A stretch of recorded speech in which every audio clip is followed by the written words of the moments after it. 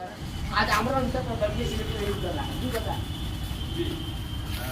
सबसे बड़ी दिक्कत है हम लोगों के साथ कि हमारे जिलाधिकारी महोदय तो बहुत अच्छे हैं, मैं इस बात से डिनाई नहीं कर सकता क्योंकि अभी तक जो जिलाधिकारी महोदय आए हैं, मोहम्मद सुहेल जी का भी नाम अच्छा रहा है, वो भी जिलाधिकारी अच्छे थे और मैं इस बात को व्यक्तिगत तौर से भी जानता हूँ कि ये जिलाधिकारी बहुत अच्छे हैं। लेकिन ये शासन जो नीतीश कुमार का है ये बहुत बड़ा भ्रष्ट है। इस भ्रष्ट तंत्र को हम लोग उखाड़ फेंकेंगे, क्योंकि आज से 1.5 महीना पहले जब हम लोगों ने ज्ञापन दिया था, 1 दिवसीय धरना प्रदर्शन किया था, उस समय भी हमको आश्वासन मिला, लेकिन काम एक भी नहीं हुआ। उल्टे यहाँ के शासन द्वारा जो प्रशासन है पंच और सरपंच को प्रताड़ित कर रहे हैं। हम लोगों को कुछ मिलना तो है नहीं, लेकिन हम लोग सेवा भी कर रहे हैं निस्वार्थ भाव से। वह सेवा किस रूप में कि कोर्ट में भी मुकदमा जाने नहीं दे रहे हैं। महीना में एक सरपंच कम से कम 200 मुकदमा निपटाते हैं, और ये 200 मुकदमा कुछ लिखित भी होता है, कुछ सामाजिक है तो हम लोग मौखिक भी कर देते हैं। तो लगभग 200 मुकदमा का भार जो है हम लोग न्यायालय से कम करते हैं। हम लोग चाहते हैं कि हमारा समाज शांतिपूर्ण तरीके से रहे, लेकिन नीतीश कुमार की जो घोर कुशासन की व्यवस्था है, जो ये तंत्र है, झूठे सरकार का जो तंत्र है, ये जुमलेबाज है। इनका आज हम लोगों के चुनाव के समय में जो घोषणा किए थे, ये कहे थे कि ये जितने भी काम होंगे विकास के, उस पर सरपंच जो है अपनी निगरानी रखते हैं। अरे आपको लूट खसोट कराना है तो सरपंच को क्यों पावर दीजिएगा? ये सरकार लूट खसोट की सरकार है, अपने पॉकेट भरती है। यहाँ से अब रोड बन गया हुआ है इनका अच्छा, 1.5 घंटे में पटना इनका माल पहुंच जाता है। मुझे जैसा लगता है, क्या अगर ऐसी व्यवस्था नहीं होती तो क्यों अपराधियों से साठ-गांठ है? इसका चश्मदीद उदाहरण मैं भी हूं। मेरे ऊपर भी झूठे मुकदमा हैं, और मैं जिस मुकदमा को किया अपराधी के ऊपर, डीएसपी साहब और एसपी साहब किए हैं, और वो अपराधी नामित है, जो जिला से भी, जिला जज कोर्ट से भी उसका बेल रिजेक्ट है, मोतिहारी जिला से। हाई कोर्ट में उसका बेल अभी पेंडिंग में है, लेकिन ये लोग कहीं ना कहीं किसी न किसी षड्यंत्र से ये लोग जुड़े हुए हैं, जो हम लोगों को प्रताड़ित कर रहे हैं। आज मेरे पूरे जिले में जिस पंच की हत्या हुई, जिस सरपंच की हत्या हुई, आप घोषणा करते हैं कि 5 लाख रुपए मुआवजा जो भी जनप्रतिनिधि हैं उनको तत्काल दिया जाएगा। 1 रुपए भी नहीं दिए हैं, और हम लोगों से पहले भी जो प्रतिनिधि मर गए हैं उनका भी पैसा लंबित है। क्यों भाई, क्यों जुमलेबाज? ये सारा बर्दाश्त कर लेगा, लेकिन मैं कहता हूं कि हमारा पंच सरपंच संघ और ग्राम कचहरी के जो भी सदस्यगण हैं, इस झूठे वादे के खिलाफ हमेशा लड़ेगा। इसके लिए चाहे इसकी आजादी के लिए हम लोगों को शहीद होना होगा, शहीद हो जाएंगे।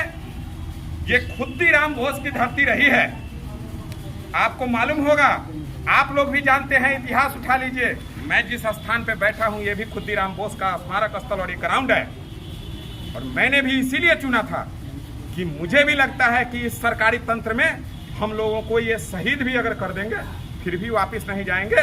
और इस तिरंगे की कसम, मेरे अंदर जब तक सांस रहेगा, इस तिरंगे की कसम, जब तक मेरे अंदर सांस रहेगा, ये पंचायती राज मंत्री जो झूठ के पुलिंदा हैं, सम्राट चौधरी जी, इनको मैं आज इस मंच से आगाज करता हूं, या तो वो मंत्री रहेंगे तो हम लोगों की मांग को पूरा करेंगे, नहीं अगर मंत्री होंगे तो इस तिरंगे की कसम, इस तिरंगे को झुकने नहीं दूंगा। चाहे मेरी आखिरी सांस तक मैं मर भी जाऊं, लेकिन हमारा पंच सरपंच संघ इतना एक्टिव है, ये मातृशक्ति भी हमारे साथ खड़ा है, जो इस तिरंगे को झुकने नहीं देगा। और ये झांसी की रानी जो भी हमारे बीच में देख रहे हैं, ये झांसी की रानी है। ये जितनी भी माताएं हैं हमारे झांसी की रानी हैं। आज इन लोगों ने तिरंगा फहराया है और मैं कहता हूं, मुझे ये उम्मीद है कि हमारे जिला अधिकारी महोदय जितना जल्द हो वो ऊपर बात करें, मंत्री जी से बात करें, हमारी मांग को पूरा करें, हम लोगों को लिखित कुछ आदेश दे दें, हम लोग ये अनशन तब जाकर तोड़ेंगे। और मैं माननीय सर्वोच्च जो जिला के मालिक हैं हमारे जिला अधिकारी महोदय, मैं उनसे एक विनम्र पूर्वक मांग करता हूं, जो ये पूर्ण रूप से हम लोगों का मौलिक अधिकार है, ये अपने जिला में कम से कम थाना को ये कह दें कि जब तक सरपंच से आप अग्रसारित नहीं कराएंगे किसी आवेदन को, आप केस लेना, फर्जी केस लेना छोड़ दें। और ये अगर इनका जिला अधिकारी महोदय का अगर आदेश होगा तो जिस तरह से हम लोग न्यायपीठ का गठन करते हैं उस तरह से न्यायपीठ का गठन कर उस केस को भेजेंगे, तब जाकर उस पर कार्रवाई करें। मैं भी चाहता हूं कि अपराधी नहीं रहे और अपराध भी नहीं रहे हमारे बिहार में। क्या ये थाना चाहती है? थाना अगर चाहती तो निर्मम हत्या नहीं होती। थाना अगर चाहती तो मेरे पंच और सरपंच पर झूठे मुकदमा नहीं होते। और यहाँ तक कि मैं जिला अधिकारी महोदय को दिखाऊंगा कागजात जिसमें ये पुलिस का खेल किस तरह से घिनौना चल रहा है। कितने पंच सरपंच पे FIR होता है? मुझे लगता है कि सैकड़ों की संख्या है। रद्द किया गया अथवा अभी चालू? नहीं, वो चालू है, वो चालू है। आप देख सकते हैं कि किस तरह से सरपंच को एक्स्ट्रा पावर दिया गया था पंचायत करने का। तो आप देख रहे हैं कि सामने ये दृश्य स्पष्ट हो रहा है कि पंच सरपंच पर भी FIR हो रहा है। तो इससे कहीं न कहीं सरपंच को जो काम करने में जो बाधा उत्पन्न होगा वो भी आप समझ सकते हैं। आइए कुछ और सरपंच हैं, उनसे भी हम जानने का प्रयास करते हैं। मांग के बारे में बोलिए। आज जो है पूरे बिहार में सभी पंच सरपंच लोग एक दिवसीय धरना दे रहे हैं। एक दिवसीय धरना दे रहे हैं पूरे जिले में। और पूरे जिले नहीं, पूरे बिहार में एक दिवसीय अपने मुख्यालय में, जिला मुख्यालय में सभी लोग धरना दे रहे हैं।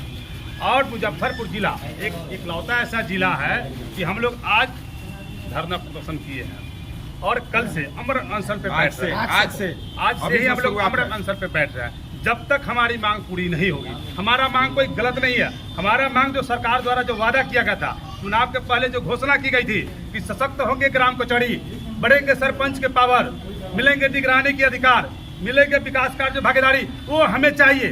हम कोई इनसे अलग मांग नहीं रख रहे हैं। जो सरकार ने वादा किया था वही उन्होंने पूर्ति करे। और जब तक ये पूर्ति नहीं होती है तब तक हम लोग अमर अनशन पे बैठे रहेंगे। और साथ ही जब तक हमारी मांग पूरी नहीं होती है तब तक पूरा मुजफ्फरपुर जिला में एक भी ग्राम कचहरी नहीं खुलेगा, सारे ग्राम बाधित रहेंगे।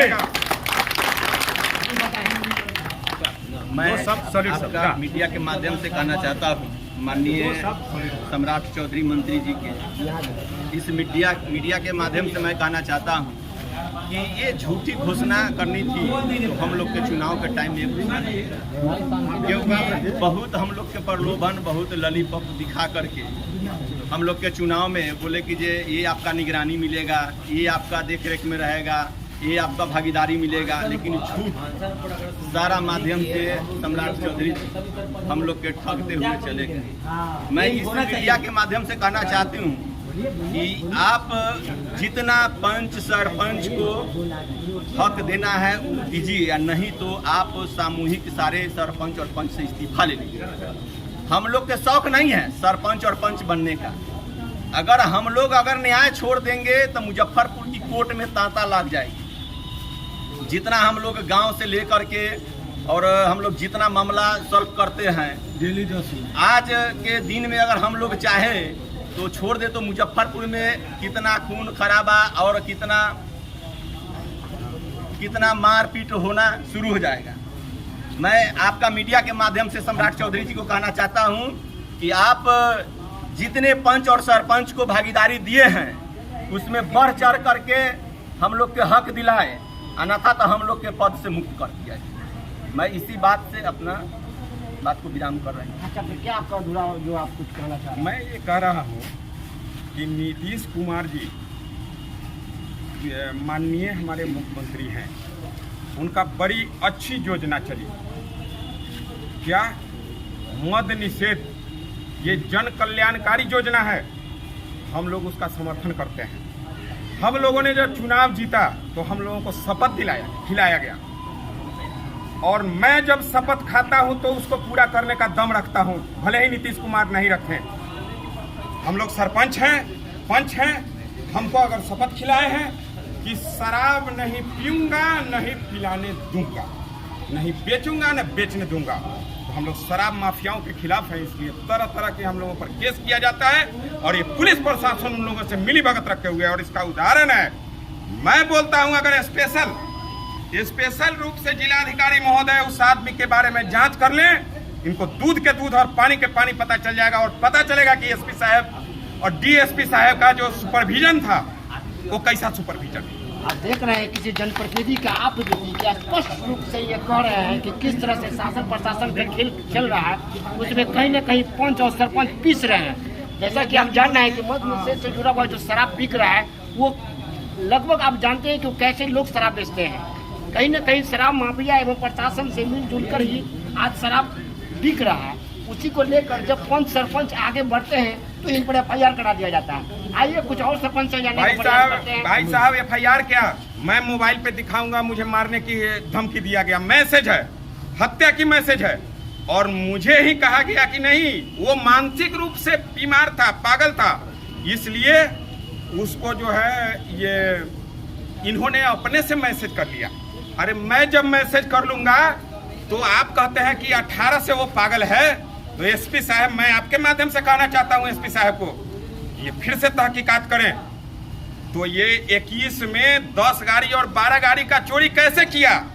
और अगर मैंने उसको मैं उसका मैसेज किया तो फिर उसके बाद तो मोबाइल नहीं चल रहा है।